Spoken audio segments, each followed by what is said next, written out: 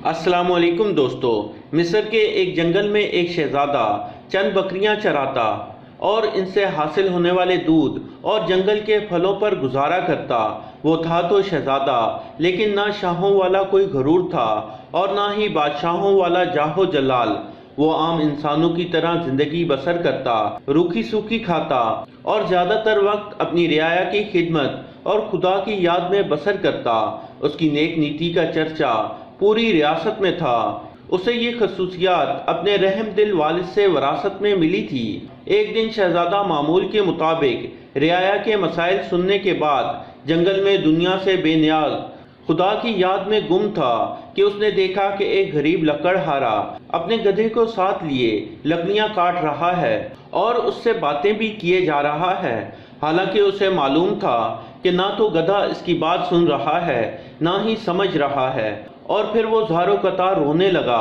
शहजादा ये देखकर बहुत हैरान हुआ कि लकड़हारा रोज़ाना लकड़ियां काटता, गधे से चंद बातें करता और फिर फूट फूट कर रोने लगता।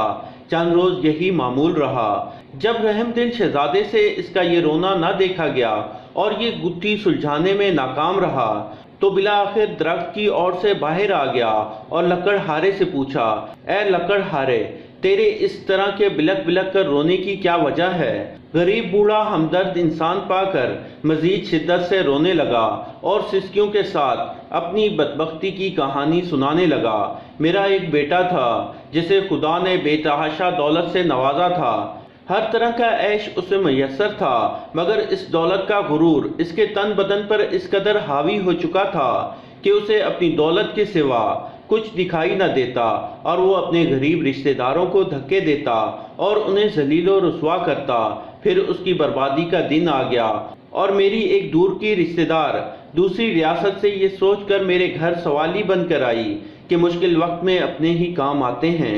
वो बहुत गरीब थी, उसकी बेटी की शादी करीब थी, मगर कोई इंतज़ाम ना हो पाया था। उसे कुछ रकम की ज़रूरत थी। वो अल्लाह की नेक बंदी थी और ज़्यादातर वक्त इबादत में गुजारती थी, मगर मेरा बेटा दौलत के नशे में अंधा हो चुका था। उसने इस औरत को धक्के देकर घर से निकाल दिया।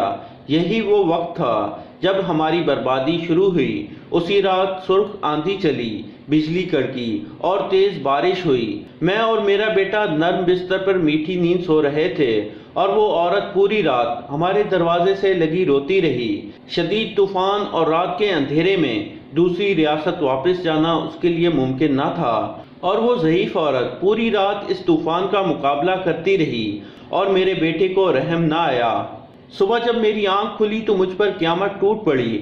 मेरा बेटा गधे की सूरत इख्तियार कर चुका था। घर का सारा सामान बिजली गिरने से खाक बन चुका था। सब कुछ बर्बाद हो गया था। इस सब में मेरा कसूर ये है कि मैंने अपने बेटे को गुरूर व तकब्बुर करने से न रोका, बुराई की तरफ बढ़ता हुआ कोई कदम न रोका। और अब आलम यह है कि मैं जंगल में लकड़ियां काटता हूँ और अपने ही बेटे पर लाद कर बेचने जाता हूँ और इसी से हम बाप बेटे का गुजारा चलता है। यह सुनकर शहजादे की आंखें नम हो गई और वो लकड़हारे से मुखातिब हुआ, ए ज़ईफ इंसान, तूने बहुत जुल्म किया। बेशक बुराई पर खामोश रहना और उससे ना रोकना इसके साथ देने के मुतरादिफ है। तूने अपने बेटे को बुराई से न रोका। मुझे तेरी हालत पर अफसोस है। अब मैं अपनी इस गरीब रिश्तेदार की तलाश में मारा मारा फिरता हूँ। उसकी तलाश मुझे रुलाती है। शायद वो मेरी मदद कर सके। वो मुझे मिल जाए तो मैं उससे माफ़ी मांग लूँ।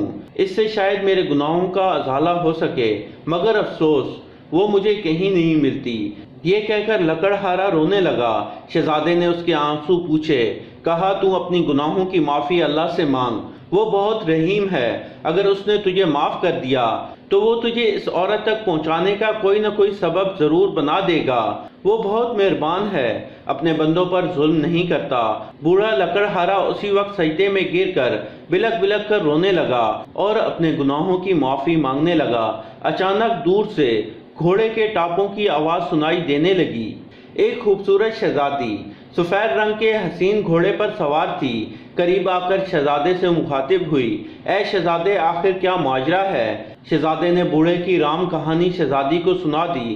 شہزادی کی آنکھوں میں آنسو جاری ہو گئے۔ وہ گھوڑے سے اتری اور لکڑہارے سے کہنے لگی، میں وہی لڑکی ہوں جس کی ماں تیرے در پر سوالی بن کر آئی تھی، مگر اے بدبخت، تیرے مغرور بیٹے نے اس نیک عورت کی زندگی چھین لی۔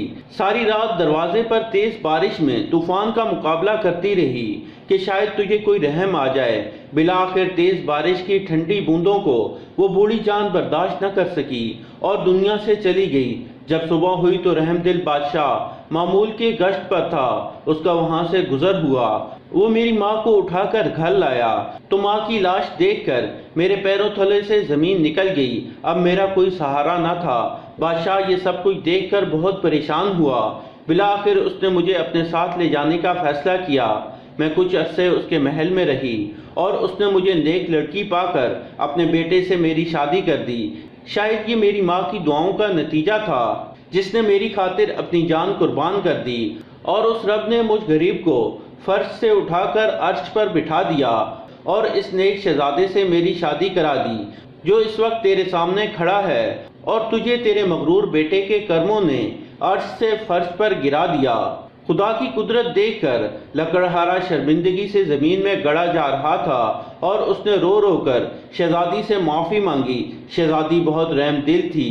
لکڑہارے کے آنسوؤں سے اس کا دل بھر گیا اور اس نے اس کو معاف کر دیا۔ اللہ کی قدرت، لڑکا اسی لمحے اپنے اصل روپ میں آ گیا اور خدا کے حضور سجدہ ریز ہو گیا، اور اس نے بھی شہزادی سے معافی مانگی۔ شہزادی نے اسے بھی معاف کر دیا۔